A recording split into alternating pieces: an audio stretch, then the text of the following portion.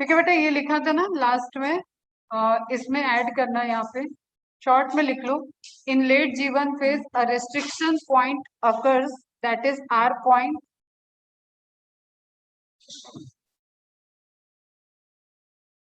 G0 phase, हाँ बेटा बता रहे हो। If cell cross this point, R point, it's like a check point. ठीक है, चेक पॉइंट है ये, अगर इसको क्रॉस कर जाएगा तो उसको अगले स्टेज में भेजा जाएगा, और यही क्रॉस हो रहा होगा तो cell it must divide, synthesis phase में जाएगा, और एस फेज होगा तो डीएनए डुप्लीकेट। डीएनए डुप्लीकेट होने के बाद सेल अपने को रीस्टेबल करेगी, नॉर्मलाइज करेगी by the dividing, cell division करेगी। Okay, if cell cross this R point, it must divide. If cell fails to cross this R point, it can't divide. Just because of कुछ abruption होगा जीवन phase में, जिसको वो check करके उसको deny कर दिया जाएगा कि हाँ तुम क्वालिफाई नहीं हो आगे जाने के। It is like a qualification check. R point is a critical level of specific protein molecules. तो क्या होता होगा यहाँ पे, क्या क्या चेक कर रहे होगा कि जैसे सबसे हाईली मेटाबॉलिक फेज कौन सी है, जीवन फेज। हाईली मेटाबॉलिक चल रहा है जीवन में, इसका मतलब फॉर्मेशन ऑफ एंजाइम्स, प्रोटीन, ये सब मल्टीपल टाइम्स बढ़ा हुआ है, एक तरीके से इनहेंस हो रखा है जीवन फेज। ओके, तो अब उस इनहेंसमेंट के लिए वहां पे जो, जैसे जस्ट सपोज फिर से मैं एग्जांपल लेती हूँ, DNA polymerase synthesis takes place in which phase, ये क्वेश्चन आएगा। Then answer is G one. Formation हो गया है, action formation function of DNA polymerase takes place in which phase, then answer is S phase, synthesis phase हो जाएगा। तो उसी तरीके से कई सारे डीएनए पॉलीमरेज को मैं इसलिए बोल रही हूँ ताकि तुम्हें एक कॉमन समझ में आए। वहाँ पे हेलिकेज है, वहाँ पे टोको आइसोमेरेज है, वहाँ पे गायरेज है, वहाँ पे बहुत सारे प्रोटीन्स है, एसएसबी प्रोटीन्स है, जो जो सारे कॉम्प्लेक्स बंडल बनाते हैं, तब जाके डीएनए रेप्लिकेट करता है। तो इन सभी प्रोटीन्स और एंजाइम्स को एक पर्टिकुलर ऑप्टिमम लेवल में फॉर्म होके यहाँ पे रेडी रहना पड़ेगा।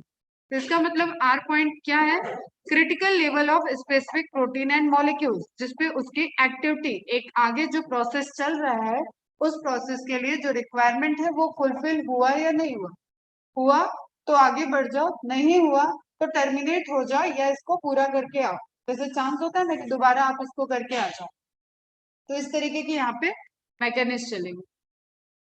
फिर हो गया था ये,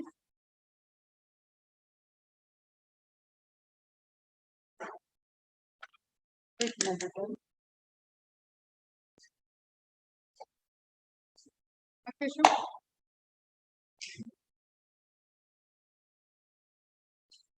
एक मिनट रुको, मेरी क्लास चल रही, चेक करके बता।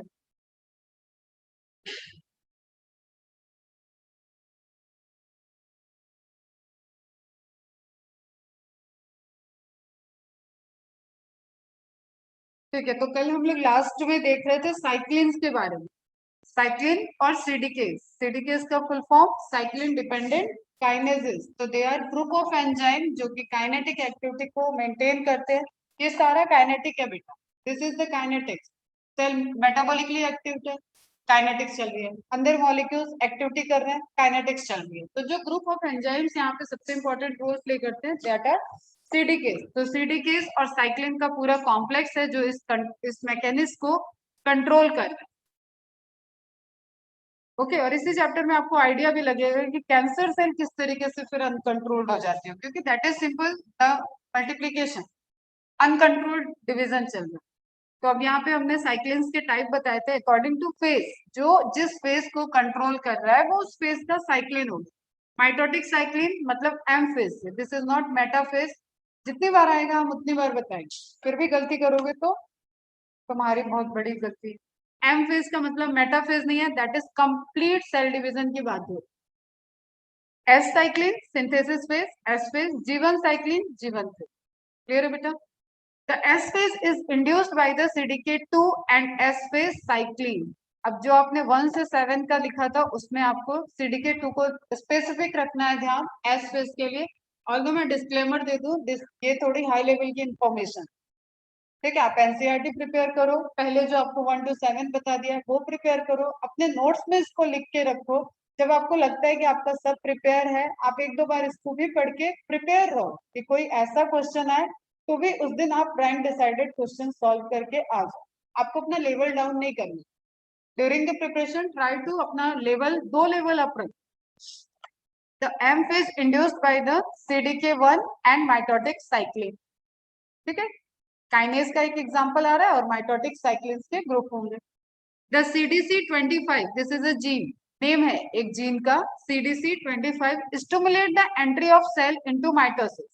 क्या आप पाथवे को समझने की कोशिश कर रहे हो कि वहां पे कौन किसको रेगुलेट कर रहा है? जैसे जस्ट कि ग्रुप ऑफ पुलिस खड़े तो कौन रोक रहा है, कौन डॉक्यूमेंट चेक कर रहा है, किसने किसको रिपोर्ट किया, इस तरीके से एक सीक्वेंस यहाँ पे चल रहा है। ठीक है, तो CDC25 जीन जो CDC को प्रोड्यूस करेगा वो क्या कर रहा है? Stimulate the entry of cell into mitosis. Mitosis phase में स्टिमुलेशन करेगा कि हाँ सेल डिवाइड करे, अब आगे जाए। The V1 gene inhibit the entry of cell into mitosis. कुछ चेक पॉइंट पे पता चलेगा कि नहीं सही है तो वो क्या करेगा? उसको इनिबिट करेगा कि तुम माइटोसिस में नहीं जा सकते। क्लियर है बच्चा? द P53, ये बहुत इंपॉर्टेंट जीन है, यही जीन है जो कैंसर सेल में जिसको हाईजैक कर लेता है।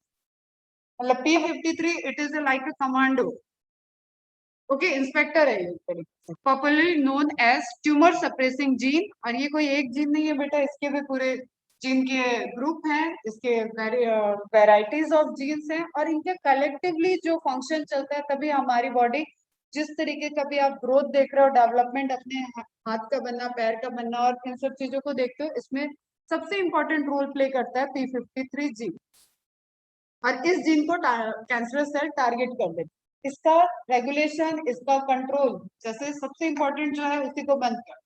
ठीक है, तो एक तरीके से P53 is a targeted gene जो कैंसर के ट्रीटमेंट में इसको बचाने के लिए, मतलब जो भी इर्द गिर्द सेल बची है नॉर्मल सेल, अगर आप उनकी P53 जीन को बचाने के मैकेनिज्म डिस्कवर कर दोगे तो कैंसर सेल का एक तरीके से ट्रीटमेंट है। तो जब भी कैंसर सेल के या कैंसर के स्टडी के लिए डिफरेंट टाइप ऑफ कैंसर है, जब हम लोग स्टडी करते हैं तो हम लोग एक ग्राफ बनाते हैं या एक नेटवर्क लाइक स्ट्रक्चर बनाते हैं कि कितने प्रोटीन्स आपस में कोलैबोरेट कर रहे हैं। प्रोटीन होंगे तो ऑब्वियसली उनके पीछे जीन इन्फॉर्मेशन होगी, तो या तो जेनेटिक ग्राफ बना लो या प्रोटीन ग्राफ बना लो, एक ही बात है। ठीक है, तो उसमें P53 सबसे हायर, जैसे लिखता है ना कि कितने सारे कनेक्शन, तो जिसका जितना कनेक्शन रहता है उस नोड की साइज, उस जीन की साइज आपको उस ग्राफ में सबसे बड़ी दिखे। सारे बॉल के साइज के हैं तो P53 आपको एकदम अलग से ही दिखे, सबसे ज्यादा मल्टीपल कनेक्शन है। It produces P53 protein. This protein is known as watchman of genome. Watchman कह लो आप, पूरा आप ट्रैफिक पुलिस का आप हेड बोल लो, आप अपने जिले के लेवल पे बात करो तो यू कैन से कि DM बैठा हुआ है। तो उस तरीके से एक हायरार्की वाली चीज हुई जिसका सब जगह पे एक पहुंच है, ऐसा है P53 जीनोम को वॉच कर रहा है कि आपका DNA सब प्रॉपर चल रहा है या नहीं चल रहा। Okay, it respond to damage DNA damage होगा तो ये चेक कर लेगा। ओके, समझो अब इसको, यहाँ पे समझो, थोड़ा सा सोचो। DNA आपका कोई इंसान, ओके, उस DNA को अगर कोई प्रॉब्लम है उसको ये चेक कर लेगा, तो मतलब ये उस DNA के लिए एक डॉक्टर की तरह बिहेव कर दिया। उस DNA को कोई अटैक कर रहा है तो ये चेक कर लिया, तो वो उस DNA के लिए एक पुलिस की तरह वर्क कर दिया, सिक्योरिटी गार्ड की तरह वर्क कर दिया।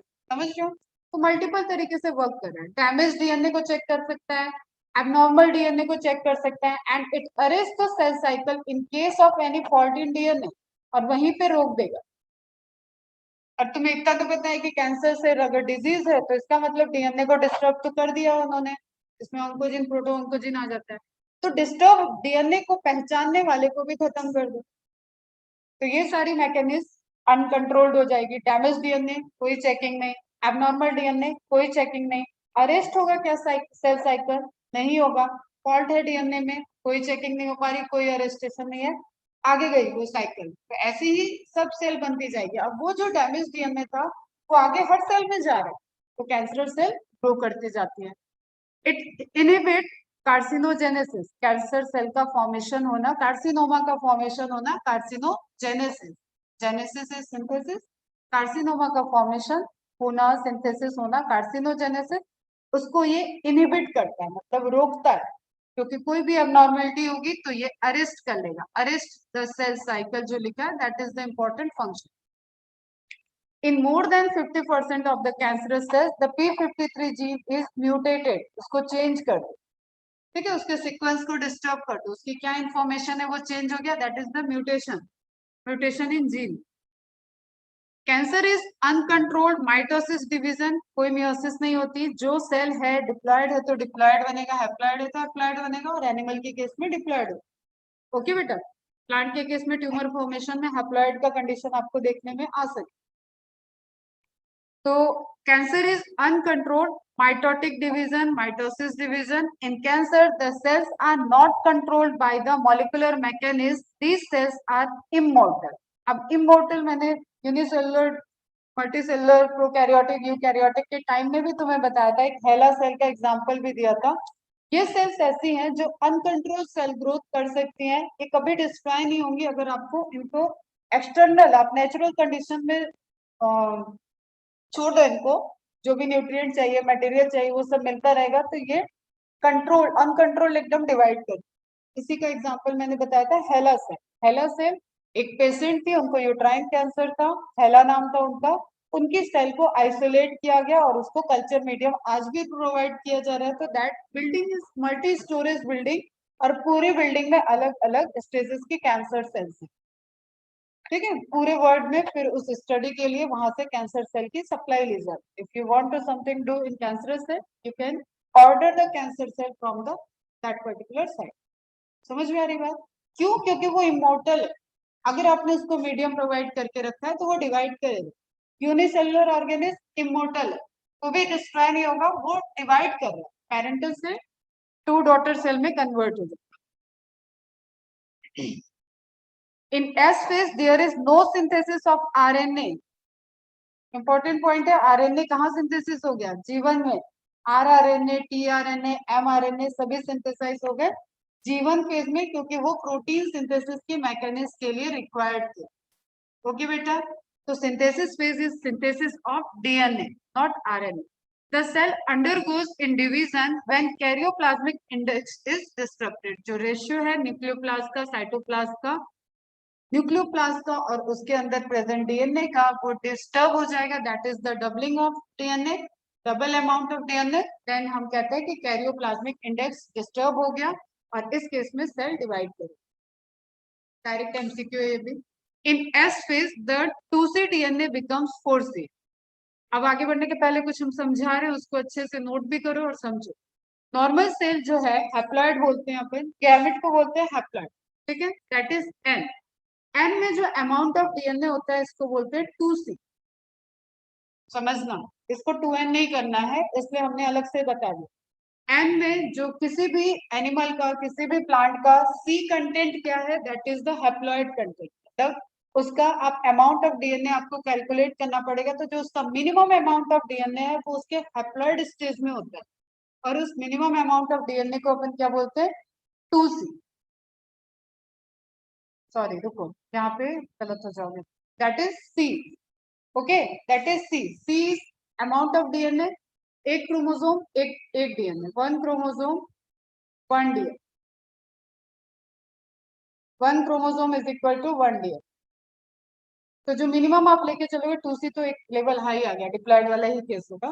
मिनिमम जो आप लेके चलोगे that is haploid, and haploid amount of DNA is equal to C amount of DNA. C से सिर्फ उसको डिनोट करना है।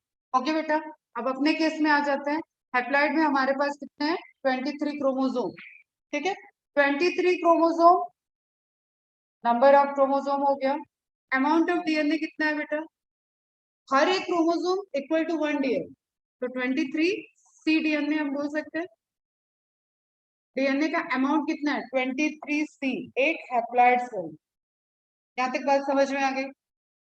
कोई कंफ्यूजन? एक क्रोमोसोम एक डीएनए एक थ्रेड, जैसे तुम समझो कि हम बहुत सारे धागे लेके खोलते हैं उनको, सारे धागों को लाल धागा, पीला, नीला, काला, हरा, फिर हम कहें कि इसको उलझाना नहीं है बहुत सारा, लाल को अलग समेट लो, नीले को अलग करो, तो एक कंडेंस फॉर्म बनाओगे, तुम कॉइल करते जाओगे, वापस से रेड वाले को रेड वाले रील में तुम कंडेंस कर रहे हो, तो that is coiling of DNA. Okay, उसी के स्ट्रक्चर को क्रोमोसोम बोलते हो। Open chromosome is DNA chromatin. समझ में आई बात? तो एक क्रोमोसोम मतलब एक स्ट्रैंड को आपने, एक थ्रेड को कंडेंस कर दिया, एक धागे की रील को आपने वापस समेट लिया, तो one chromosome is equal to one DNA. Is it clear to all of you? Genetics में भी ये काम आएगा, तो ये ध्यान देना चाहिए। 23 क्रोमोसोम है तो मतलब 23 सी डीएनए अपने पास प्रेजेंट, लेकिन एक्सेप्ट गैमेट हमारी बॉडी में क्या है, डिप्लॉयड नेचर है। ह्यूमन में डिप्लॉयड है, most of the animals diploid. तो हम कितना है, 46 क्रोमोसोम फिर से अपने को लेते हैं, और अमाउंट ऑफ डीएनए क्या आ गया, 46 सी। ओके, क्रोमोसोम के पॉइंट ऑफ व्यू से अगर एक क्रोमोसोम एक डीएनए को सी को शो कर रहा था, तो हम जो न्यूमेरिकल वैल्यू है इसको हटा दें, तो हम इसको कह सकते हैं सी डीएनए से ये 2C डीएनए हो गया, हैप्लॉइड से डिप्लॉयड हो गया, C से 2C एंड N से 2N। इतनी बात समझ में आई? हाँ, यहाँ तक कोई दिक्कत नहीं होता, ये क्लियर चलता है। लेकिन this is not the chromosome को आप यहाँ पे अब जो होने जा रहा है उसको ध्यान से देखना। यहाँ पे C से 2C हुआ, ये N से 2N हो गया, ये तो ठीक है। ये सेल है सोमैटिक सेल, और ये डिवाइड कर रही है by the mean of mitosis. Mitosis division करने में ये गई है एस फेज में। अगर यहाँ पे क्रोमोसोम डबल होगा तो बेटा वो हो जाएगा आपका कितना, 92 क्रोमोसोम हो जाएगा, जो कि ह्यूमन नहीं रहेगा। सिंपल सी बात। तो इसको करो कट, इस डायरेक्शन में कभी जाना नहीं। अमाउंट ऑफ क्रोमोसोम डबल कभी नहीं करना है अपने को। हम ह्यूमन है, ह्यूमन ही रहेंगे 46 क्रोमोसोम पे। क्लियर है? ये लॉक कर लो अपने माइंड में। अब ये क्या कह रहा है, एस फेज हुई है, सिंथेसिस तो हुआ है, अमाउंट क्या हुआ है, 2C से 4C हो गया, 2C से 4C हो गया, डीएनए डबल हो गया। मतलब क्रोमोसोम एक ही है, क्रोमोसोम एक क्रोमोसोम आप देखो कंडेंस करोगे तो ऐसा रहेगा। अभी ये थ्रेड है बेटा, इसलिए हम कंडेंस वाला फिगर नहीं बनाते ना बताते हैं, समझो कॉन्सेप्ट को समझो। थ्रेड था, थ्रेड के अंदर से तुमने एक थ्रेड और देखो, वो बारीक से थ्रेड को भी देखोगे ना तो भी वो दो छोटे छोटे थ्रेड से जुड़ के बना हो। जैसे डीएनए भी है तो दो स्ट्रैंड से बना है, तो हमें यहाँ डीएनए को तोड़ना नहीं है, जस्ट उसकी रेप्लिका बनाना। तो रेप्लिका बनाने के लिए ये हो गया एक डीएनए बेटा, ये हो गया आपका दूसरा डीएनए। तो क्रोमोसोम नंबर कभी नहीं बढ़ता है, डीएनए डबल हो जाता है। तो डीएनए का सीक्वेंस कैसा हुआ बेटा, C, 2C एंड 4C। तो नॉर्मलाइज उसको क्या करना है, 4C से 2C में आना, that is the cell division. Anaphase में जो उसको रेप्लिकेट पूरा नॉर्मलाइज करना है क्रोमोसोम नंबर, वो 4C से 2C में आ जाएगा माइटोसिस के केस में। क्लियर है यहाँ तक? और मियोसिस में ये 4C से चला जाएगा C C C C, 4 cell बनती है, C C C अमाउंट रहेगा, सब इक्वल रहेंगी, हैप्लॉइड रहेंगी, रिडक्शनल होता है उसमें। Is it clear? तो इसको हम कंक्लूड कर रहे हैं, फिर से ध्यान से समझो, समझना। और सिंपल सी बात, एन केस में अमाउंट ऑफ डीएनए को हम C से रिप्रेजेंट करते हैं। 2N केस, जो कि हमारे पूरे बॉडी में सब जगह 2N ही सेल है, सोमैटिक सेल्स हैं, इसको हम रिप्रेजेंट करते हैं 2C से। तो अमाउंट ऑफ डीएनए किसी भी डिवाइडिंग सेल में क्या है, 2C है normal condition. It undergoes G1 phase, amount is 2C. When it passed through the S phase, the amount of 2C is initial S phase. When जब question आता है, ये ध्यान से सुनो, हम क्वेश्चन में चले गए। S phase में ये पूछेगा अर्ली S phase में amount of DNA, the answer is 2C। Late S phase amount of DNA, answer is 4C। Chromosome number early stage, answer is 2N। Chromosome number late S phase, answer is 2N। ठीक है, human chromosome number at early stage 46, chromosome number 46। समझ में आई यहाँ तक कहानी? कोई confusion? Clear है तुम लोग को? बेटा तुम लोग को समझ में आया? Arya, Athar, Vikram, is it clear?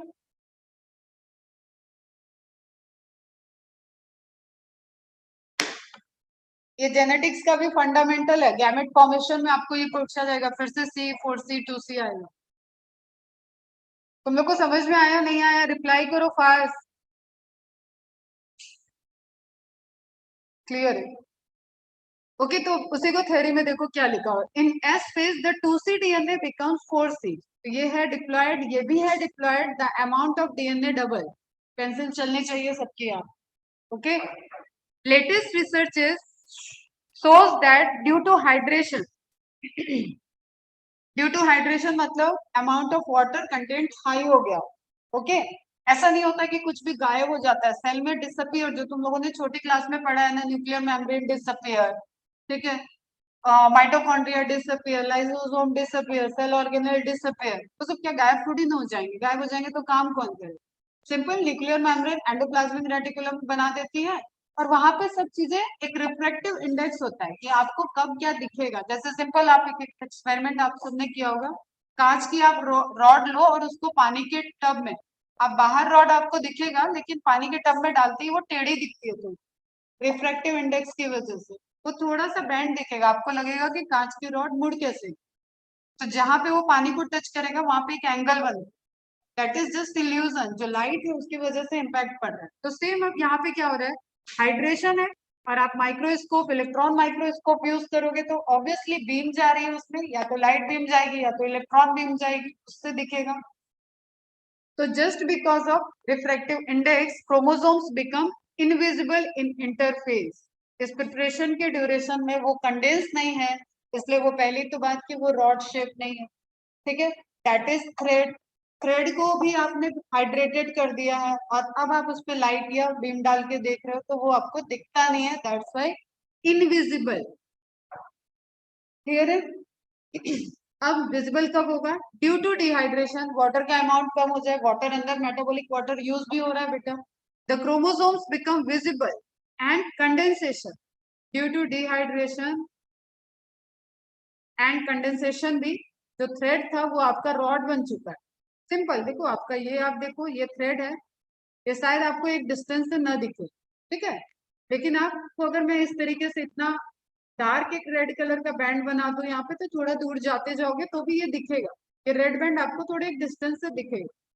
Same आप अप्लाई कर दो रूल, जो कंडेंस हो गया है, जो रॉड शेप में बन गया वो विजिबल रहेगा, और डिहाइड्रेशन हो ही रहा है क्योंकि वाटर कंज्यूम हो रहा है। The chromosomes becomes visible as in M phase of the cell cycle. Clear है? प्रोफेज में कंडेंसेशन स्टार्ट हो जाता है। The repair of damage DNA takes place in the interphase. Obviously repairment यहीं पे होना है, नहीं तो जेनेटिक डिसऑर्डर के चांसेस रहेंगे।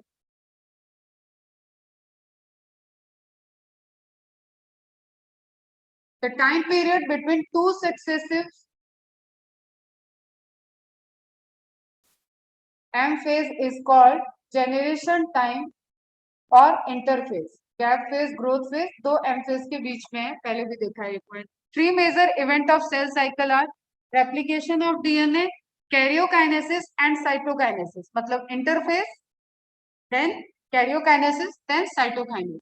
Okay, G one stage is absent in amoeba, फिजनिस्ट एंड स्लाइम मोल्ड। इतनी प्रिपरेशन यूनिसेलुलर है, इनको इतना मेटाबॉलिकली एक्टिव होने का, इन सब चीजों का नीड नहीं होता है। ट्यूबलिन प्रोटीन, माइक्रोट्यूबुल पढ़ते वक्त भी पढ़ा हुआ है, ट्यूबलिन प्रोटीन माइक्रोट्यूबुल के फॉर्मेशन में रोल प्ले करते हैं।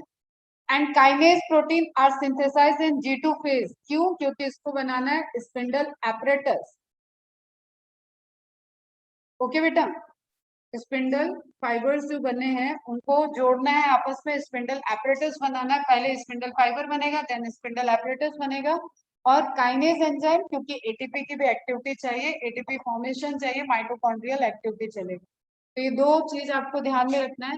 मेन प्रोटीन्स का फॉर्मेशन जीवन फेज में हो चुका था, लेकिन काइनेज प्रोटीन के रेंज जो है, और ट्यूबलिन प्रोटीन, स्पिंडल फाइबर, वो भी पूछेगा, तो ये सब फॉर्मेशन कहाँ चल रहा है? G2 phase. New centriole pair is formed in S phase. Centriole का रेप्लिकेशन और डीएनए का रेप्लिकेशन एस फेज में।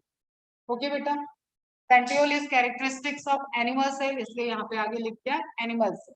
प्लांट सेल में सेंट्रियोल, अब centriole. Mature neurons are unable to divide, they are arrested or exit from the cell cycle and present in Z0 phase. This is MCQ, ध्यान रखना आपको। ठीक है बेटा, तो अभी जो मैंने आपको एक्सप्लेन किया उसको आप देख लो।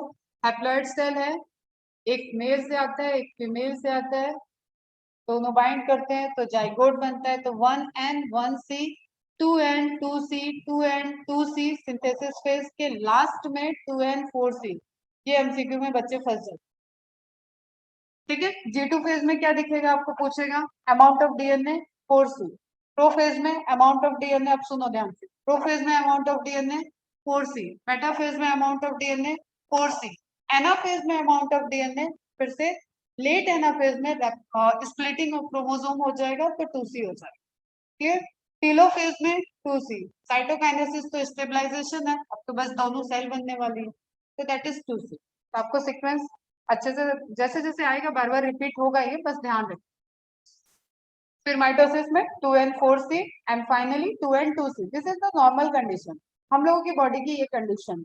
हमारी सारी सेल किसमें है? 2n, स्मॉल n लिखना, 2c 2n कंडीशन डिप्लॉयड है और अमाउंट ऑफ डीएनए 2n, मतलब 2c कंडीशन है, एप्लॉयड नहीं। ओके, अगर मियोसिस होता है तो मियोसिस 1 में 1n हैप्लॉइड हो जाएगी सेल, तुरंत क्रोमोसोम नंबर, पहला डिवीजन जो होता है वो रिडक्शनल डिवीजन होता है, दूसरा डिवीजन इक्वेशनल डिवीजन होता है, जस्ट लाइक माइटोसिस। तो सारे स्टेप माइटोसिस की तरह यहाँ पे चलते हैं, इसको पढ़ना भी नहीं पड़ता है, ये है सबसे टिपिकल जिसमें चेंजेस है क्रॉसिंग ओवर। तो 1n 1c, at the end क्या होगा? 1n 1c। तो जो भी गैमेट फॉर्मेशन है, गैमेट फॉर्मेशन जो है हमेशा एनिमल के केस में that is 1n 1c condition. Okay, अब इससे रिलेटेड कुछ और भी क्वेश्चंस आते हैं कि 1n अगर अब माइटोसिस कर सकता है क्या? तो एनिमल्स के केस में या ह्यूमन के केस में कभी भी गैमेट माइटोसिस नहीं करते हैं, फ्यूजन करते हैं, जाइगोट बनाते हैं। लेकिन प्लांट के केस में हैप्लॉइड स्पोर बनते हैं, प्लांट किंगडम में पढ़ोगे तो वहां पे मियोसिस डिवीजन होने के बाद माइटोसिस हो सकती है। मतलब यहाँ पे हम क्या बोल रहे हैं उसको अगर हम तुम्हें नॉर्मलाइज करें बात को, तो 2n n बन सकता है, n n बन सकता है, 2n 2n बन सकता है, सिंपल लॉ। यहाँ पे माइटोसिस हो रही, जो इक्वल है ये माइटोसिस है, ये माइटोसिस हुई, ये माइटोसिस है, जहां इक्वल नहीं है वो रिडक्शनल है, मतलब मियोसिस।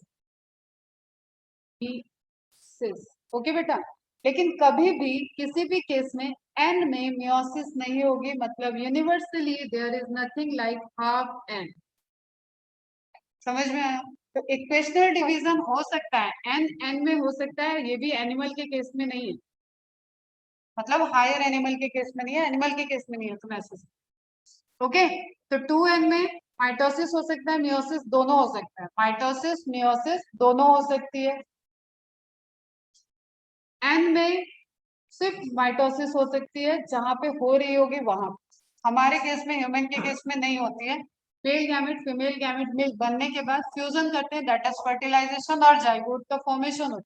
और जो भी एम्ब्रियोनिक डेवलपमेंट है दैट इज माइटोसिस, जो भी आप पढ़ रहे हो, इक्वेशनल डिवीजन। क्लियर? और जब एक मैच्योर, एक रिप्रोडक्टिव फेज में एनिमल चला जाएगा तो फिर वो गैमेट का फॉर्मेशन करेगा, तो सिर्फ एक ही मियोसिस होती है, that is gametic meiosis. Gamete के फॉर्मेशन होने के लिए मियोसिस का होना, जर्म सेल्स में जो तुम लोगों ने पढ़ा होगा, सोमेटिक सेल्स माइटोसिस करती है, जर्म सेल्स मियोसिस करती है। तो सोमेटिक सेल्स और जर्म सेल्स दोनों की प्लाइडी 2n ही होती है, लेकिन वो 2n से 2n जा रही है, ये 2n से n में आ जाए। आई बात समझ में? The amount of DNA within a cell changes during fertilization. क्यों? क्योंकि 1n they form 2n। Chromosome number भी n से डिप्लॉयड हो गया। फर्टिलाइजेशन क्या करता है? रीस्टोर करता है। मियोसिस क्या करती है? हैप्लॉइड करती है, हाफ कर देती है। उस हाफ को मतलब हम ह्यूमन तभी होंगे जब हमारा स्टेज 2n होगा। तो गैमेट फॉर्मेशन के टाइम हम n में चलेंगे, एक पैटर्नल गैमेट बना, एक मैटरनल गैमेट बन गया। अगर ये n से तुम पूरे के पूरे बेबी बन जाओगे तो तुम्हारी प्लॉइडी क्या रहेगी बेटा? n। Again that is not human, बदल जाएगा, कहानी इतिहास बदल जाएगा, ठीक है, इवोल्यूशन चेंज हो जाएगा। n से 2n में जाने के लिए n को n से जुड़ना पड़ता है, that is sexual reproduction, fertilization. तो फर्टिलाइजेशन में चेंज हुआ, हाँ या ना बोलो ना, समझ में आ रहा है नहीं आ रहा? फर्टिलाइजेशन में चेंज हुआ ना, n से 2n हो गया, अमाउंट ऑफ क्रोमोसोम भी डबल हो गया, अमाउंट ऑफ डीएनए तो आ ही रहा है, हर क्रोमोसोम एक डीएनए के साथ आ रहा है, तो पहले सी रहेगा अब 2c हो जाएगा। डीएनए सिंथेसिस में अमाउंट ऑफ डीएनए लिखा हुआ है, देखो ध्यान रखना, अमाउंट ऑफ डीएनए का है ये। डीएनए सिंथेसिस में क्रोमोसोम नंबर चेंज नहीं हुआ, लेकिन अमाउंट ऑफ डीएनए डबल हो गया। माइटोसिस में amount of DNA, synthesis phase आया था, इसलिए माइटोसिस में क्या करना पड़ेगा, उसको रीस्टेबलाइज करना पड़ेगा, तो फिर से हाफ हो जाएगा अमाउंट ऑफ डीएनए। मियोसिस में भी हाफ होगा और यहाँ पे क्रोमोसोम नंबर भी हाफ हो जाएगा। तो समझ में आया? 4 केसेस जहां जहां आप डीएनए के लेवल पे चेंज देखो, और यही वो सारे प्लेसेस हैं जहां पे आपकी जेनेटिक्स वर्क करती है। कॉम्बिनेशन कैसा बनेगा, क्या बनेगा, उसके रिजल्टेंट नई जनरेशन फॉर्म होती है। ओके, चलो अब एक्सप्लेन तो है ही, तो इसको हम रहने देते हैं, आगे बढ़ते हैं। वही सारे पॉइंट है। In gamete amount of DNA is 1C and number of chromosome is 1N। Chromosome is equal to number of DNA. ठीक है, अब जिस स्पीसीज का वो होगा क्रोमोसोम, अब ह्यूमन के केस में ले लो तो ये हो जाएगा 23 क्रोमोसोम 23 डीएनए। 23 डीएनए हुआ तो amount of DNA total amount कितना हो जाता है 23C। After DNA replication upon fertilization both doubles 2C 2N। After DNA replication DNA content doubles, सिर्फ डीएनए कंटेंट डबल है, यहीं पे गलती होती है, इसको 4 बार बता दिए, अब ये मिस्टेक नहीं होनी चाहिए। But each pair of sister chromatid will still be counted as same. So number of chromosome is 2N. मतलब 4N केस नहीं आया, 4N is tetraploid, ये फिर से दूसरा ऑर्गेनिज्म बन जाएगा। If mitosis occurs, each daughter cell will receive half of the DNA and one of each pair of sister chromatids. तभी फिर से आपका इक्वल डिवीजन हो गया 2N और 2C। 2N 2C से आप चले थे और यहाँ से फिर से आप लास्ट में 2N 2C पे पहुंच गए। बच्चे क्लियर है? तुम लोग सेम लिंक से रिज्वाइन कर लेना, हम कोई मैसेज नहीं करेंगे। ओके, इसको अभी स्किप करो, सारे स्टेजेस पढ़ने के बाद इन क्वेश्चंस पे आएंगे तो तुम्हारे सीनियर्स को सॉल्व कराया था, वैसे कर सकते हो। ये फेज क्या पूछा है, मियोटिक 2 रहने दोगे, G2 ये कर सकते,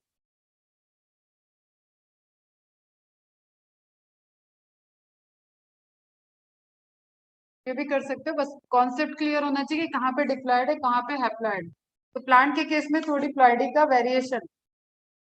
चलो नेक्स्ट देखो, एनसीईआरटी है, मार्किंग करना। G1 phase correspond to the interval between mitosis and initiation of DNA replication। बीच में है। अच्छा, माइट कोई क्वेरी? अभी एक दो बार और रिपीट होगा, जो भी क्वेरी होगी वो खुद रिजॉल्व हो जाएगा। चलो सुनो, G1 phase correspond to the interval between mitosis and initiation of DNA replication। Replication के पहले है, माइटोसिस के बाद है। During G1 phase the cell is metabolically active। NCERT का पॉइंट है, हाईली पूछा जाएगा तो भी G1 ध्यान में रखना है। एंड कंटिन्यूअसली ग्रोज, सेल का साइज बढ़ रहा है but does not replicate its DNA, replication नहीं होगा। एस और synthesis phase marks the period during the which DNA synthesis और replication takes place. Direct S को एस से लेना है। During this time, the amount of DNA per cell doubles. If the initial amount of the DNA is denoted as 2C, initial amount मतलब इसने ले लिया 2N वाला बिट। ओके, सोमेटिक सेल का अपन पढ़ रहे हैं, गैमेटिक सेल में ह्यूमन के केस में होता नहीं, इसलिए वो पढ़ने भी नहीं जा रहे। एनिमल्स में गैमेटिक सेल्स में नहीं होता। DNA is denoted as 2C, then it increases to 4C. However, there is no increase in the number, chromosomal number. If the cell had diploid or 2N number of chromosome at G1, even after S phase, the number of chromosomes remains the same, that is diploid. In animal cell, mark करना इसको, during the S phase, DNA replication begins in the nucleus. Nucleus अभी disappear नहीं हुआ है, prophase में nuclear membrane हटती है बेटा, तो बिगिंस कहाँ हो रहा है, nucleus and centriole duplicate in the cytoplasm. अब सेल का स्ट्रक्चर याद होना चाहिए बेटा, सेंट्रियोल आपका कहाँ है, सेंट्रियोल को सेंट्रियोल टर्म इसलिए दिया गया क्योंकि वो सेल के सेंटर में प्रेजेंट और साइटोप्लाज्म में प्रेजेंट है। न्यूक्लियर मेम्ब्रेन सिंपल ऐसे बनाओ, न्यूक्लियर मेम्ब्रेन के इधर 2 सेंट्रियोल और इधर 2 डीएनए। तो एस फेज में डीएनए भी डबल हुआ न्यूक्लियस के अंदर और सेंट्रियोल डबल हुआ साइटोप्लाज्म के बाहर, अभी बाउंड्री है इसलिए न्यूक्लियस बोलते हैं। Is it clear? In the cytoplasm during the G2 phase, proteins are synthesized in preparation for mitosis while cell growth continue. Cell काम कर रही है, सेल के सारे अपनी मेटाबॉलिक एक्टिविटी चल रही है, ऑर्गेनेल्स प्रेजेंट है, रहते भी हैं प्रेजेंट, और पैरेलली क्या हो रहा है, सेल की ग्रोथ चल रही है और वो प्रोटीन अब बन रहे हैं जिससे आपने डिटेल में एग्जांपल लिखा ना, काइनेज बनेगा, ट्यूबलिन बनेगा। क्यों? क्योंकि माइक्रोट्यूब्यूल्स चाहिए और माइक्रोट्यूब्यूल्स चाहिए, साइटोस्केलेटन वाले तो प्रेजेंट ही हैं, स्पिंडल अपरेटस बनाने के लिए हमें और रस्सियां चाहिए, इस तरीके से समझ। तो उनकी फॉर्मेशन के लिए जो प्रोटीन्स चाहिए वो G2 फेज में बनेगा। अब एक पैराग्राफ दिया बेटा, इसको थोड़ा सा समझो, एक एक क्वेश्चन को, और खुद आंसर करने की कोशिश करो, बाकी हम तो हैं ही। पढ़ो। How do plant and animals continue to grow all their life? Plant और एनिमल, तुमने पढ़ा होगा छोटी क्लास में कि प्लांट का जो ग्रोथ है वो इनडेफिनेट है, एनिमल्स का ग्रोथ डेफिनेट है। और मुझसे जिन्होंने फाउंडेशन बैच किया हुआ है वो तो बहुत अच्छे से जानते हैं इसका रीजन, एटलीस्ट वो आंसर करेंगे। तो how do plants and animals continue to grow all their life? क्या है उनके पास?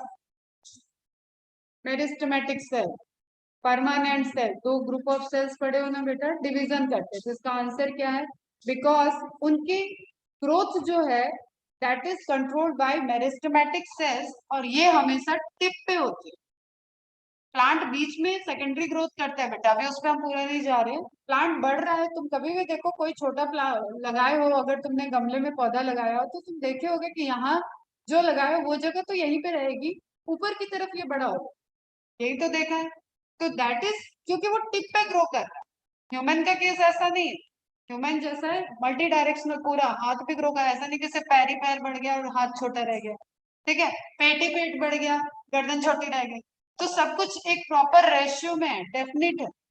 ओके बेटा, तो मेरिस्टेमेटिक सेल्स का प्रेजेंस होना और टिप पे ग्रोथ है, टिप पे डिवीजन चल रहा है, तो जितनी टिप जब तक उसकी एक्टिविटी तब तक वो ग्रो करे। अब ऑब्वियसली इसका एक लिमिट है, कभी भी गुलाब का पेड़ ऐसा नहीं देखोगे कि 10 मंजिले साइज का गुलाब का पेड़ दिख रहा है, ठीक है। बनियान ट्री ऐसा बोनसाई को छोड़ दिया जाए तो ऐसा नहीं देखोगे कि वो गमले में लगा लो। तो स्पीसीज टू स्पीसीज उनका भी वेरिएशन है और रिस्ट्रिक्शन है कि कितना करेंगे, लेकिन जो हम जनरल बात कर रहे हैं, आपको नहीं पता है कि ये प्लांट इधर ब्रांच निकालने वाला है या इधर ब्रांच निकालने, लेकिन आप ह्यूमन के केस में जानते हो कि उसका अपर लिम्ब इधर ही है, लोअर लिम्ब इधर, समझ रहे हो? तो that is different. So how do plants and animals continues to grow all their lives just because of their presence of dividing tip which have meristematic cells? Next question सोचो, do all cells in a plant divide all the time? नहीं, यहीं पे हमने answer दे दिया, divisible cell is meristematic cell, जो divide नहीं करती है वो होती है परमानेंट। तो इसका आंसर सिंपली लिखो नो, परमानेंट सेल्स के जो ग्रुप है वो डिवाइड नहीं करते हैं। इन्हीं परमानेंट सेल में पैरेंकाइमा सेल होती है बेटा, उसको इंडक्शन मिलेगा तो वो वापस से मेरिस्टेमेटिक हो जाते हैं। ओके, बट अभी लिखना है आपको, क्या पूछ रहा है, do all cell, all cell तो नहीं करती है। In a plant divide all the time? No. Do you think all the cells continue to divide in all plants and animals? ये तो सीधे ऑल वर्ड को ही पकड़ना है तो नो हो जाएगा, ठीक है। एनिमल के केस में भी ऐसा नहीं है, अभी आपने न्यूरॉन का एग्जांपल देख लिया, हार्ट का भी एग्जांपल है बेटा, हार्ट भी ऐसे डिवाइड नहीं करता है। हार्ट इज जो स्ट्रक्चर हार्ट का बन गया वो ग्रो कर सकता है, लेकिन अब नई लेयर कुछ हार्ट में नहीं डेवलप होती है, that is the foetal development और एम्ब्रियोनिक डेवलपमेंट, जो पूरा कंप्लीट ऑर्गेनोजेनेसिस हो जाता है उसमें वो फॉर्म हो जाता है।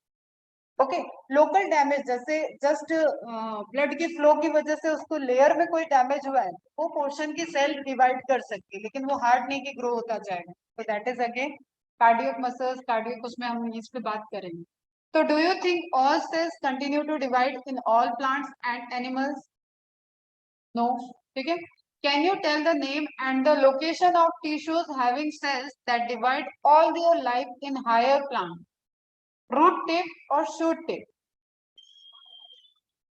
रूट की टिप और शूट की टिप। अगेन रीजन वही है, इन टिप वाले रीजन पे मेरिस्टेमेटिक सेल्स हैं, प्राइमरी सेल वॉल प्रेजेंट होता है उनके पास, सेंट्रल वैक्यूल छोटा होता है, बेटा सेल पढ़ाते वक्त भी बताया है। तो रूट टिप और शूट टिप पे ऐसी सेल्स है जो थ्रू लाइफ डिवाइड करती है, और इसीलिए जब आप कोई कल्चर करते हो प्लांट सेल से, अगर आपको कोई टिश्यू कल्चर करना है तो आप मेरिस्टेमेटिक सेल का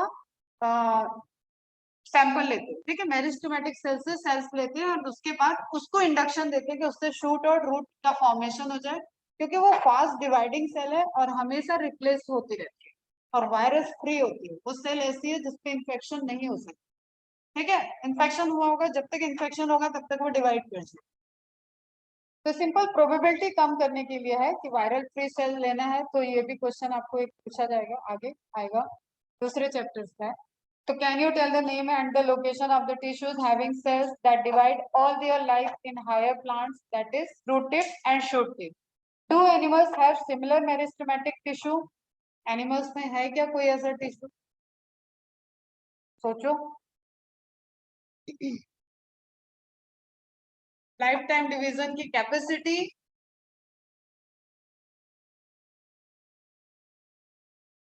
स्टेम सेल के पास है। The answer is stem cell.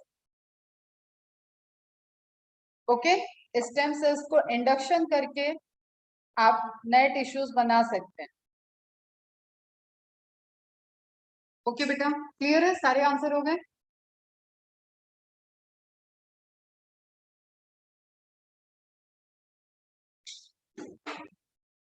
Monday से मैं थोड़ा सा टाइम निकाल के तुम लोग को स्लाइड बना दूंगी बेटा, ये ऐसे बहुत छोटा छोटा दिख रहा है, ठीक है। Some cells in the adult animals do not appear to exhibit division, example heart cell दिया हुआ है, मार्क कर लो।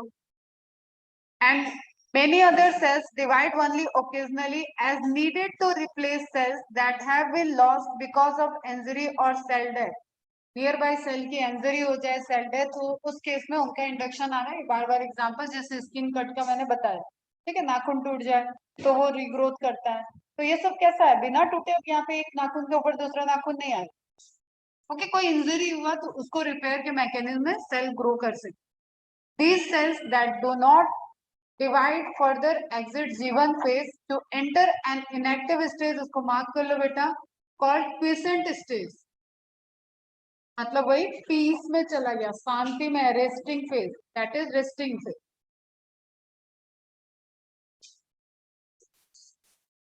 Of the cell cycle. Cells in this stage exit जीवन को पकड़ना बेटा, तो मतलब जो एम फेज के बाद जीवन आएगा उसको ये लाइन जस्टिफाई करनी, जीवन में आके फिर एग्जिट हो जाए, क्लियर है, तो एग्जिट जीवन phase. Cells in this stage remain metabolically active but no longer proliferate, अपने आप को ग्रो कर लेगी, डिफ्रेंशिएट कर लेगी, लेकिन ऐसा नहीं कि प्रोलिफरेशन करेगा, अपना 1 से 2, 2 से 4 बनाने वाला कॉन्सेप्ट उसका एंड हो जाएगा। अनलेस कॉल्ड, ये कंडीशनल कॉल्ड अगर आया, on to do so depending on the requirement of the organism. Okay, in animals mitotic cells division is only seen in diploid somatic cells. क्यों? क्योंकि हैप्लॉइड होता नहीं है, हैप्लॉइड में माइटोसिस हमने बताया एनिमल के केस में नहीं होता है, क्लियर बेटा, फ्यूजन होता है, फ्यूजन और गैमेट एन बना तो उसके बाद वो सिर्फ फ्यूज करेगा, डिवाइड नहीं करेगा। However, there are few exceptions to this where haploid cells divide by mitosis. For example, male honey bee. अब हनी बी का पूरा आपको बेटा पढ़ना है, कई जगह रिप्रोडक्शन वगैरह में भी आपका ही आएगा। सिंपल सा कॉन्सेप्ट हनी बी का हम बताएं आपको, तो ऐसा है कि हनी बी में आपको पता है मधुमक्खी का छत्ता सबने देखा, मधुमक्खी के छत्ते में वर्कर भी होती है जो काम करती है, मतलब जो नेक्टर ला रही है, जो पॉलन ग्रेन्स लाती है, नेक्टर शहद खाते हो, हनी, उसको बनाने में जिनका रोल है that is worker bee. Okay, फिर मेल भी होते हैं जो थोड़ा बहुत काम करते हैं, बाकी कामचोर होते हैं, मेन कामचोर होते हैं, ये ध्यान रखना है, they are known as drones. Okay, एक क्वीन भी होती है इन सबकी रानी, क्वीन भी काम नहीं करती है, जस्ट ये रॉयल जेली ये खाती है और क्वीन भी बन जाती है, उसके बाद ये इन सबको वॉच करती है और इसका काम सिर्फ ये रहता है कि ये रिप्रोड्यूस करे, ओके बच्चा, समझ में आई यहाँ तक की कहानी। और दिस इज नेचर, नेचर का लॉ है इनका, यही नेचर के लिए यही सिस्टम बना हुआ है। क्वीन बी का काम है सिर्फ रिप्रोडक्शन करना, और एक बार में रिप्रोडक्शन करेगी तो बहुत सारे एग रिलीज करेगी, फर्टिलाइज्ड होगी एग, और उससे बहुत सारे वर्कर बी का फॉर्मेशन हो। ओके, मैंने बोला वर्कर बी का फॉर्मेशन होगा, ये लाइन पकड़नी थी आप। मतलब फीमेल जो वर्कर बी बनी, ये तो इसी प्रोसेस से बन गई 2n होती। ओके, फीमेल वर्कर बी के लिए रिप्रोड्यूस की, रिप्रोडक्शन करने में मेल आया, बाइंड किया, तो एन यहाँ से आया, एन यहाँ से आएगा, और ये फाइनली 2n हो गया। जो नॉर्मल, जो नेचुरल लॉ चल रहा है रिप्रोडक्शन का, वही है। एक्सेप्शन इसलिए बता रही हूँ, ठीक है। फीमेल बी जो क्वीन बी से फीमेल बी बनी थी, या ऐसे समझो कि एक एग है, क्वीन बी के एग ऐसा उसने प्रोड्यूस किया कि वो फ्यूज नहीं करती, वो फ्यूज नहीं किया, लेकिन उस एग ने बहुत सारे मेल बी को प्रोड्यूस कर, तो डायरेक्ट एन से एग बना था, इसलिए एग था एन, मेल बी जो होता है वो एन, तो वही लिखा गया। एग ने कई सारे डिवीजन किए, कई सारे डिवीजन करके सेल बना लिए, वो सारे डिवीजन सेल क्या हो जाएंगे, एन होंगे, और वो सारे एन जब अलग अलग होंगे तो वो एक एक मेल भी बन जाता। समझ में आई बात। तो सेक्सुअल डिटर्मिनेशन जो मधुमक्खी के छत्ते के अंदर है, वो एक्चुअली स्टडी का पार्ट है, आप पढ़ोगे, पढ़ाएंगे जब हम। अभी आपको ये ध्यान रखना है कि ये एक्सेप्शन क्यों हुआ, क्यों, क्योंकि उस एग सेल को माइटोसिस करनी पड़ी मेल बी को बनाने की। ओके, समझ में आई बात, नहीं आई पता है मुझे, कोई बात नहीं, थोड़ा सा डाइजेस्ट कर लो।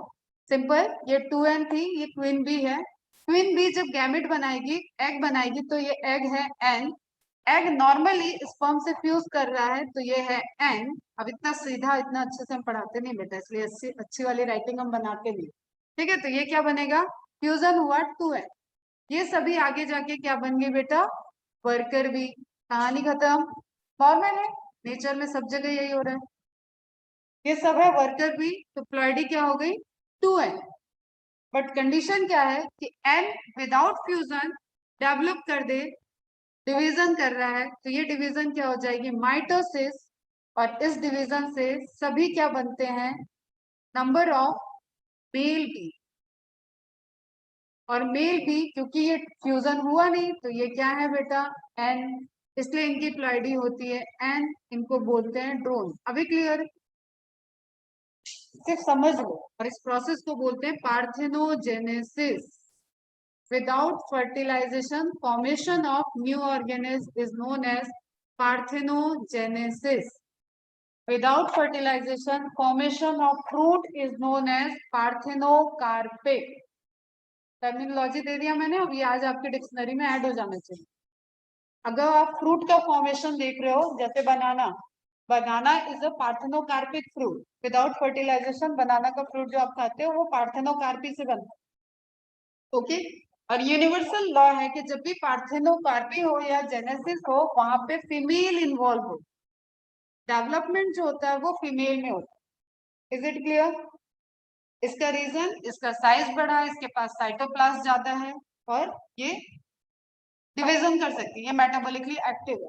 मेल यूनिवर्स में सब जगह मेल की कहानी ये है, साइज में छोटे हैं, साइटोप्लाज्मिक कंटेंट बहुत लो है, नंबर में ज्यादा होता है, ठीक है। जैसे स्पर्म काउंट, तो स्पर्म बहुत सारे millions of number of sperm produce होते हैं, और एक एग प्रोड्यूस होता है फीमेल बॉडी। क्लियर है बच्चा। तो आपको यहाँ पे ये एक एक्सेप्शन वाली जो लाइन थी वो आई थिंक अब क्लियर हो।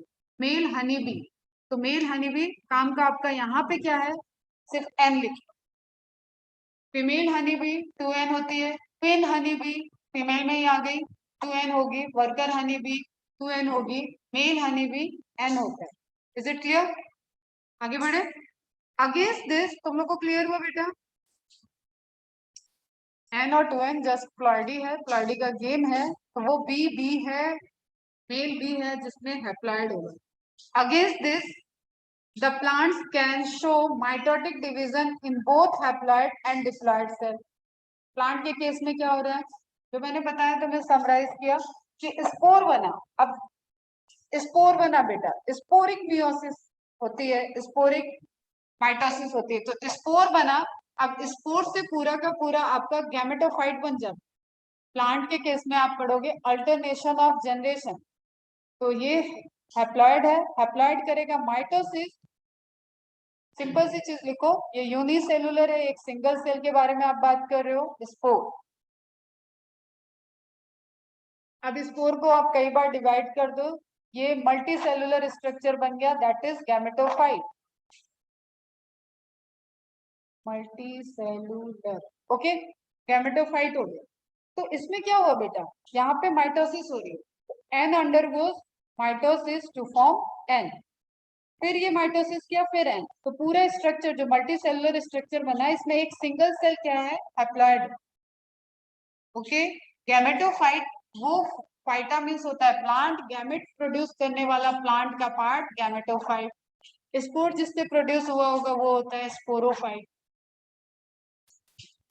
प्लांट के केस में क्या होता है, स्पोरोफाइट गैमेटोफाइट में अल्टरनेशन ऑफ जनरेशन होता है, कहाँ तक, टेरिडोफाइट। ठीक है, टेरिडोफाइटा से गायब हो जाता है। आप ये बड़े बड़े जो प्लांट दिख रहे हो, दैट इज, ये आपके होते हैं डिप्लॉयड इन नेचर। ठीक है, डिप्लॉयड इन नेचर है, मतलब ये गैमेटोफाइट।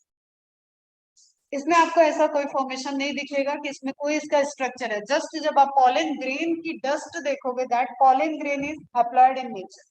ठीक है, ओवरी के अंदर जो एग है वो हैप्लॉइड नेचर, तो जस्ट लाइक हायर एनिमल्स। लेकिन लोअर प्लांट के केस में या फंजाई के केस में वहां पे क्या होता है, स्पोर प्रोड्यूस होते हैं और स्पोर फिर माइटोसिस करते हैं, यही वहां पे लिखा हुआ है। Against this the plant can show mitotic division in both haploid. अब देखो, जहाँ पे लीफ ग्रोथ हो रही है, जो मेरिस्टेमेटिक डिवीजन हो रहा है, वो तो माइटोसिस ही चल रहा है। ठीक है, लेकिन स्पोर भी माइटोसिस कर रहा है, स्पोर सिंगल सेल से मल्टी सेल स्टेज में गया है, इसका मतलब उसने क्या किया, हैप्लॉइड होने के बावजूद माइटोसिस कर दी। ओके बच्चा, तो प्लांट के केस में रिपोर्टेड है।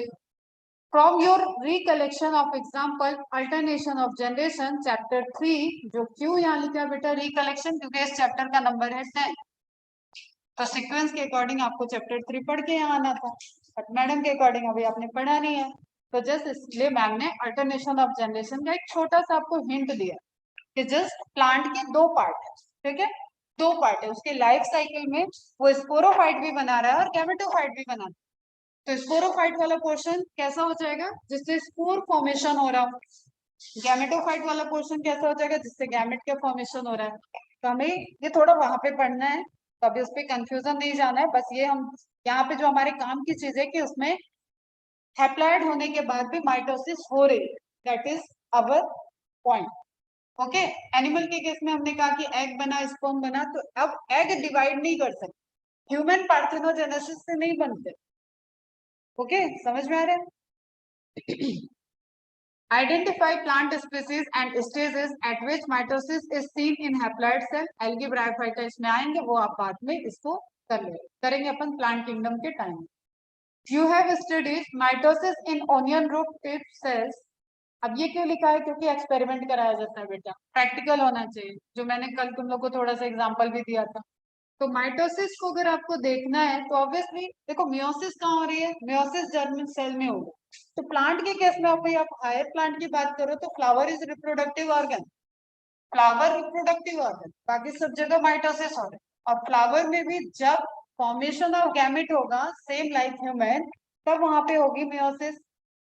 ओके, तो मतलब फ्लावर की रिंग आप लोग को शायद पता हो, कैलिक्स, कोरोला, गाइनोशियम, एंडोशियम। तो गाइनोशियम फीमेल पार्ट होता है, एंडोशियम मेल पार्ट होता है। तो उन दोनों पार्ट की कुछ सेलेक्टेड सेल को, जिसको आप बोलते हो माइक्रोस्पोर मदर सेल और megaspore mother cell. Microspore mother cell, microspore की मम्मी और मेगास्पोर की मम्मी, सीधी सी बात। ओके बेटा, इनको क्योंकि माइक्रोस्पोर बनाना है और मेगा स्पोर बनाना है, तो ये करेंगे मियोसिस। इसके अलावा पूरे प्लांट में भी क्या हो रहा है, माइटोसिस हो रहा है। ये हम कौन से प्लांट की बात कर रहे हैं, फ्लावरिंग प्लांट, मतलब एंजियोस्पर्म, सबसे हायर प्लांट। ओके बच्चा, समझ में आया। तो ऑनियन भी आपका कहाँ पे आता है, एंजियोस्पर्म में आता है, जो एग्जांपल दिया। You have studied mitosis in onion root tip cells, it has root tip cell, अभी मैंने बताया कि वही डिवीजन होता है, मेरिस्टेमेटिक सेल है, वहां से आपने सेल को आइसोलेट किया, उसको कोल्चिसिन से ट्रीट कर दिया, वो अरेस्ट हो जाएगा, उसका माइटोसिस रुक जाएगा। अब आप स्टडी अपनी परफॉर्म कर सकते हो, आप क्या देखना चाहते हो उसका। तो इट हैज 16 क्रोमोसोम। तो क्या किया इन्होंने, क्रोमोसोम नंबर काउंट कर लिया, कितने क्रोमोसोम आए, 16 क्रोमोसोम। ये भी बॉक्स में लिखा हुआ है बेटा, क्लियर है। Can you tell how many chromosomes will the cells have at G1 phase. अब इतना तो सॉल्व करो बेटा, बताओ जरा, सभी रिप्लाई करो, ऑनलाइन ऑफलाइन दोनों बच्चा पार्टी, बताओ। 16 क्रोमोसोम का नंबर दे दिया है रूट टिप पे, और मैंने बता दिया कि कौन सी सेल मियोसिस करती है, मतलब रूट टिप पे तो मियोसिस नहीं हो रहा है, चलो इतना हिंट हम और दे देते हैं। तो डिवीजन तो माइटोसिस ही चल रहा है, सिर्फ ये सेल है जो मियोसिस करती है। फीमेल फ्लावर में ये, हाँ फीमेल फ्लावर में ये, और मेल फ्लावर में ये। तो अभी हम रूट टिप पे हैं, तो रूट टिप मतलब डिप्लॉयड, डिप्लॉयड सेल डिवाइड कर रही है, मतलब माइटोसिस कर रही है और डिप्लॉयड बना रही है। अब बताओ, तो 16 क्रोमोसोम है, मतलब डिप्लॉयड स्टेज दे दिया उसका 16। डिवीजन कौन सा पूछा है, माइटोसिस। चलो आगे बढ़ो, अब तुम लोग बताओ, सिंपल है, डायरेक्ट है बेटा। Can you tell how many chromosomes will the cell have at G1 phase. 16, same chromosome 2 and 2 है, ओके। आफ्टर एस फेज, ये मियोसिस के लिए भी पूछेगा तो भी 16 आएगा, तो यूनिवर्सल है, 16 क्रोमोसोम नंबर इक्वल रहेगा। After S phase and after M phase, S phase में कितने होंगे, 16। After M phase equational division चल रहा है 16, ठीक है। आफ्टर एम फेज के बाद आता है एना फेज, अगर ये मियोसिस पूछेगा तो हाफ करना पड़ेगा आपको, लेकिन ये रूट टिप सेल है तो जाओ ही मत इस कॉन्सेप्ट में। Everywhere there is 16 chromosome diploid stage, समझ में आया सबको।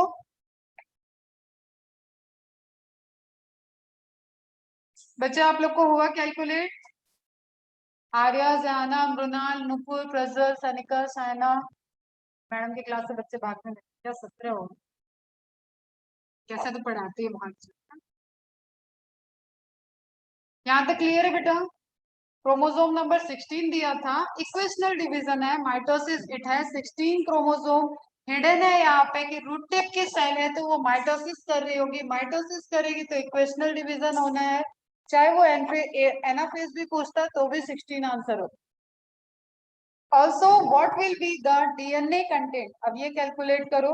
G1 फेज में डीएनए कंटेंट, अब देखो यहाँ वाले पैराग्राफ को तुमको नोट्स में बनाना होगा बुलेट करके बेटा, सब क्वेश्चन लिखो और सबके आंसर लिखते हो ना, जैसे क्वेश्चन और उसका कैलकुलेशन के बाद क्या आंसर है, फिर ये क्वेश्चन ये आंसर, दोनों बॉक्स को आप ओपन कर लेना, जितने क्वेश्चन आंसर है आज का होमवर्क हो गया आपका। After DNA content of the cells at G1, बताओ देखो, कुछ समझ में नहीं आ रहा ना।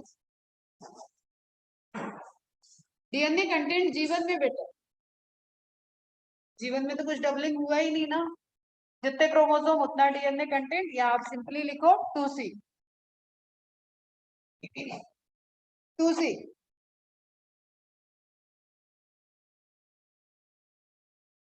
what will be the DNA content of the cells at G1, that is 2C।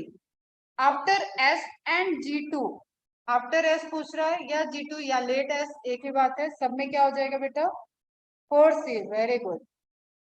If the content after M phase is 2C, if the content, आगे condition दिया है, एक बार फिर से पढ़। Also what will be the DNA content of the cells of G1 after S and at G2 phase if the content after M phase is 2C, correct है, ठीक है। 2C की बात कर रहा है, 2C से चला है, डबल हुआ डीएनए कंटेंट सिर्फ G2 और S फेज के, वो भी जब S फेज आपको स्पेसिफिक पूछेगा तब, अर्ली S फेज में it is 2C, after synthesis after application it is 4C, तो 4C हो जाएगा। G1 में 2C, after S 4C, G2 में 4C। ये तो सारे क्वेश्चंस हो गए आपके, यस बेटा करेक्ट, ठीक है, ये सारे क्वेश्चंस हो गए आपके रिलेटेड। अब मैं कुछ चीजें बोल रही हूँ, सिर्फ सुनो, मैं ऐसे सेल साइकिल से रिलेटेड यहाँ तक की बातें बोलूंगी, अब बताना। In which phase metabolically activity is higher, किस फेज में मेटाबॉलिक एक्टिविटी सबसे हायर होगी, G1। In which phase the protein synthesis is higher, in which phase protein synthesis is higher, G one phase. Metabolically active अपने आप में रिलेटेड है जी protein synthesis, ठीक है। In which phase there is the formation of tubulin protein takes place, formation of tubulin protein G2 phase. In which phase cell is suspended from the cell cycle? G0. Okay. In phase which phase is followed by the mitotic phase? Which phase is followed by the mitotic phase? Just mitotic के बाद कौन सी phase आएगी? If cycle is continuous, then the phase is G1. Okay. Which phase is in between the G1 and G2 phase? S phase, synthesis phase. Okay, good. Centriole replication takes place in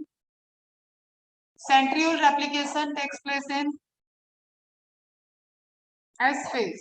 Replication DNA nucleus के अंदर centriole cytoplasm में replicate. Okay. In which phase histone protein formation takes place? S phase और G1 phase.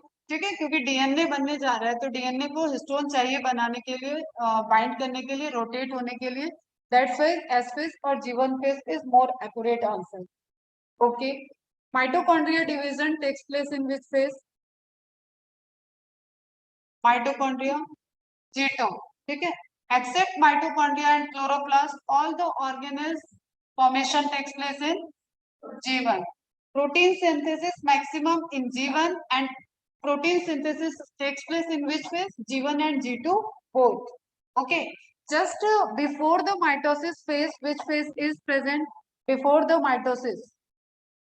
Before the M phase, which phase is present? G2. First checkpoint is located in G1 last. ठीक है. इसको एक तरीके से और पूछ सकता है, just before the S phase. जीवन का बिना नाम लिए भी बोला जा सकता है, just before the S phase. Yes बेटा. Second check point is present in G2. Okay, just before the M phase. Third check point at M phase. M phase की भी मेटा फेज में डबल एम रहना है, वहां पे आपको ध्यान रखना. ओके. सेल डिवीजन होगा, ये किस फेज में डिसाइड होता है? डिवीजन होगा G1 में डिसाइड होगा कि सेल डिवीजन होगा, और सेल डिवीजन रुक नहीं सकता, मतलब सेल अब डिवाइड करेगी ही, ये just after the S phase decide हो जाएगा. Double the amount of DNA should be neutralize, normalize. उसको नॉर्मलाइज करना है, इसलिए सेल क्या करेगी? एम फेज में जाएगी. ये सारे चेक पॉइंट्स पे क्या चेक होता है? अगली फेज के लिए क्या प्रॉपर प्रोटीन्स, एंजाइम्स, जो कॉम्प्लेक्सेस चाहिए, जो मॉलिक्यूल्स चाहिए, उनकी सिंथेसिस प्रॉपर हो चुकी है. एस फेज पास ऑन हो चुका है, तो क्या डीएनए रेप्लिकेट हुआ है, सारे क्रोमोसोम रेप्लिकेट हो चुके हैं, ये सारी चीजों की चेकिंग होगी G2 फेज में. ओके, G2 वाले चेक पॉइंट पे. इफ एवरीथिंग इज ओके, आगे प्रोसेस. अदरवाइज P53 जीन, जो इंपॉर्टेंट एक जीन आज बताया, वो इन सब चीजों को, डीएनए से रिलेटेड एबनॉर्मलिटी को चेक करेगा और सेल डिवीजन को टर्मिनेट कर देगा. सेल डिवीजन, सेल साइकिल कभी भी रिवर्सिबल नहीं होती है, रिपीट रिवर्स डायरेक्शन भी नहीं चलेगी. मतलब G2 से आप G1 की तरफ नहीं जा सकते. हाँ, G2 पे आप डिवीजन को रोक सकते. किसी भी टाइम में सेल डिवीजन रुक सकता है, सेल एपोप्टोसिस करा दिया जाता है, इंडक्शन किया जाता है. एम फेज में भी अगर रोकना है तो cellular under the genetic control है वो अभी भी. अगर एम फेज में भी एबनॉर्मलिटी हुई, होमोलोगस क्रोमोसोम की पेयरिंग गलत हो गई, व्हाटएवर, वो भी चेक होती. दैट्स व्हाई एम फेज में, मेटा फेज में चेक पॉइंट. ओके बेटा. अदरवाइज फिर वहां पे भी सब कुछ ठीक है तो आगे जाओ, नहीं तो टर्मिनेट हो जाएगा. यहाँ तक की चीजें क्लियर है? अमाउंट ऑफ डीएनए क्लियर है? G2 फेज में अमाउंट ऑफ डीएनए 4C. जब तक हम सोमैटिक की बात कर रहे हैं, या आप गैमेटिक डिवीजन की भी बात करोगे, गैमेट फॉर्मेशन, पहला फेज तो यही चलेगा. G1 S और G2 इज कॉमन. जो दूसरा मियोसिस 1 और मियोसिस 2 के बीच में गैप होता है, वहां पे डीएनए का सिंथेसिस फेज हटा दिया जाता है. ओके, सिर्फ इंटरकाइनेसिस एक आता है वर्ड कि वहां पे इंटरफेस जो होता है वो बहुत शॉर्ट लिव्ड होगा. कम तैयारी करनी है और दोबारा से दूसरे राउंड ऑफ डिवीजन के लिए सेल को जाना है। इसलिए मियोसिस को दो पार्ट में पढ़ते हैं, मियोसिस 1 और मियोसिस 2। सबको इतना बेसिक कॉन्सेप्ट एकदम क्लियर है? ठीक है, थोड़ा सा एमफेस स्टार्ट कर लेते हैं, इंट्रोडक्टरी। दिस इज द एमफेस क्या है? This is the most dramatic period. अब देखो बेटा, शादी की तैयारी जब तक कर रहे थे तब तक तो ड्रामा नहीं हो रहा था, मतलब फैमिली ड्रामा हो सकता है, लेकिन वो रिकॉर्डेड ड्रामा तो नहीं होना है। जिस दिन के लिए कैमरा तुमने बुक किया, जिस दिन के लिए फोटोग्राफर बुक किया, वीडियो बन रही है, तो ड्रामा चल रहा है। वो ड्रामा क्या है? शादी होना। तो फंक्शन का टाइम ही क्या है? मोस्ट ड्रामेटिक पीरियड, जिसमें बहुत सारे चेंजेस आपको दिखेंगे, जिसमें फंक्शनैलिटी और एक्चुअल सेल डिवीजन हो रहा है, that is M phase of the cell cycle, involving a major reorganization of virtually all component of the cell.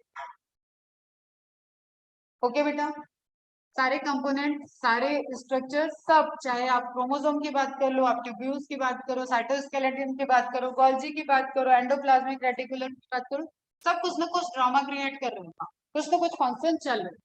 Since the number of chromosomes in the parent and progeny cell is the same, species है, same species, chromosome number always same. आप India का human देख लो, आप Britain का human उठा लो, आप USA का ह्यूमन उठा लो, सभी के पास 46 क्रोमोसोम है, क्योंकि हम सब ह्यूमन है। ओके बेटा, इससे वेरिएशन क्या? That is speciation, formation of new species, term होता है स्पेसिएशन। तो ये कांस्टेंट रहना चाहिए हर जनरेशन में। Since the number of chromosome in the parent and progeny cells is the same constant, it is also called as equational division, और उसी को हम सेल के रिस्पेक्ट में देख रहे हैं। हमने तुम्हें ऑर्गेनिज्म के पॉइंट ऑफ व्यू से बताया, ह्यूमन का बताया, अब एक सेल डिवाइड कर रही है, तो वो सेल आगे वाली सेल के मम्मी पापा हो गए बेटा, समझ लो, ठीक है? तो मम्मी पापा बच्चे सब एक जैसे होने चाहिए। तो chromosome in the parent and progeny same is the nature, that's why it is known as equational.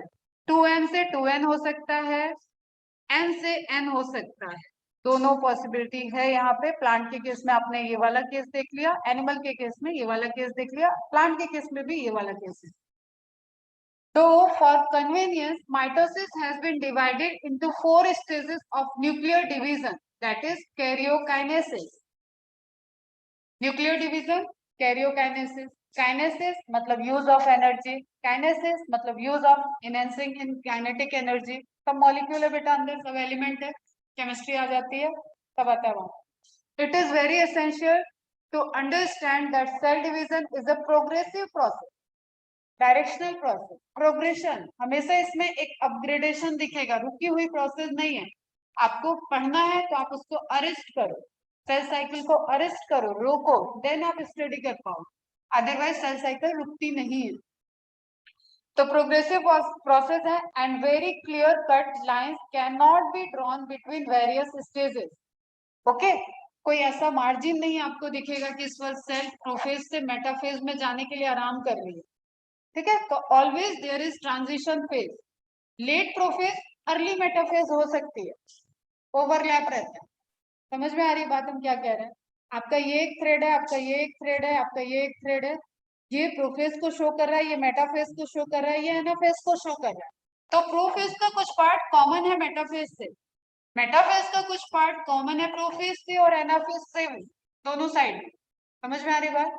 इस तरीके से आप एग्जैक्ट बाउंड्री नहीं बना सकते। अभी आपने थ्रेड अटैच कर दिया और बीच में एक वॉल पेपर यूज किया, फिर दूसरे साइड दूसरा थ्रेड, दिस इज बाउंड्री, यहाँ पे ये खत्म, यहाँ पे ये खत्म। तो इस तरीके का सेल साइकिल में नहीं दिखता है।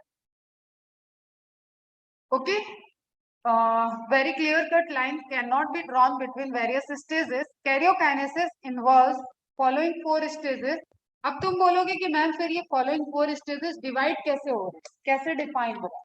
तो बेटा इनमें कुछ मेजर इवेंट है, क्रोमोसोम का कंडेंसेशन, क्रोमोसोम का स्प्लिटिंग, क्रोमोसोम का अरेंजमेंट, जो आपको माइक्रोस्कोप में दिख रहा है, उसके बेसिस पे आप डिफाइन कर देते हो कि सेल साइकिल तो कंटिन्यूअस चल रही है, लेकिन सेल साइकिल का ये वाला फेज इस टाइम दिख रहा है। Is it clear? क्योंकि अरेस्ट करके पढ़ना था बेटा। तो फॉलोड बाय द, डिवाइड किया आपने कैरियोकाइनेसिस, इसको चारों को बोलोगे आप कैरियोकाइनेसिस। सीक्वेंस यही है, कोई निमिक नहीं, कुछ भी याद करने की ट्रिक नहीं, एकदम वार्निंग है मेरी। इसी तरीके से समझो। सबसे प्रिमिटिव फेज प्रोफेज, फेज तो कॉमन हो गया, हटा दो। मेटा मिडिल में आता है, एना जिसमें दो हो जाते हैं, टीलो जिसमें सेपरेट हो जाते हैं। तो prophase, metaphase, anaphase, telophase, PMAT, PMAT, इससे ज्यादा कोई ट्रिक नहीं। सीक्वेंस आपको इसके अंदर का कैसे पढ़ोगे बेटा अगर यहीं पर ट्रिक यूज है। ओके बच्चों, तो ये आपने देखा कि अगर 24 आवर्स में आप डिवाइड करते हो तो आपको बहुत बड़ा पीरियड, तो पूरा टाइम पीरियड कहाँ पे चला गया, इंटरफेज में चला गया, G1, S और G2 में। G1 में सेल मैच्योर कर रही थी, ग्रोथ कर रही थी, G2 में भी सेल ग्रो करती है, डिवीजन के लिए प्रिपेयर होती है। ओके, एस फेज में सेल ऑलरेडी ग्रो है, ग्रोथ वाला, मेटाबॉलिज्म वाला, सेल की जो बेसिक नीड है ऑक्सीजन, यहाँ पे भी सेल यूज कर रही होगी, तो ऑब्वियसली माइटोकॉन्ड्रिया वर्क कर रहा होगा। कंटिन्यूअस प्रोसेस है बेटा, सेल की बेसिक चीजें यहाँ चल रही है, लेकिन स्पेसिफिक क्या है, डीएनए का कॉपी बन रहा है, एप्लीकेशन ऑफ डीएनए हुआ। तो cell mature, replication of DNA and cell prepare for division, सारा फाइनल चेक कहाँ पे होगा, G1 सॉरी G2 से एम फेज में जाने के पहले। ये इंटरफेस का लास्ट चेक है, इंटरफेस में 2 चेक पॉइंट है। ओके, और ये वाला पोर्शन आपका पूरा क्या हो गया, कैरियोकाइनेसिस, ये वाला बेटा, ठीक है। और एंड में कैरियोकाइनेसिस के पैरेलली टीलोफेज में ही चलने लगता है साइटोकाइनेसिस, उसको भी आप डिस्टिंग्विश नहीं कर सकते। तो ये रहा आपका एकदम बेसिक, और कल मंडे को आप इसको थोड़ा सा फास्ट देखोगे, प्रोफेज, मेटाफेज, एनाफेज, टीलोफेज, सबके स्टेजेस, और एक ही दिन में माइटोसिस खत्म हो जाएगी। क्लियर है? तो बेसिक्स से जैसे मैंने क्वेश्चन किए उस तरीके का कॉम्बिनेशन आप क्वेश्चन सॉल्व करो। कल है संडे, संडे का काम मतलब पूरे वीक का रिवीजन, बायोमोलिक्यूल के क्वेश्चन कंप्लीट करो, कोई डाउट है पूछो। सेल साइकिल जितना स्टार्ट हो गया बेसिक्स पढ़ लो, बेसिक्स फंडामेंटल सब ब्रेन में रहना चाहिए। टर्म्स भले ही अभी साइक्लिन ना याद हो, साइक्लिन 1 2 CDK 1 2 ये सब चीजें ना याद हो, चलता है, चलेगा अभी, ठीक है, लेकिन फंडामेंटल सारे क्लियर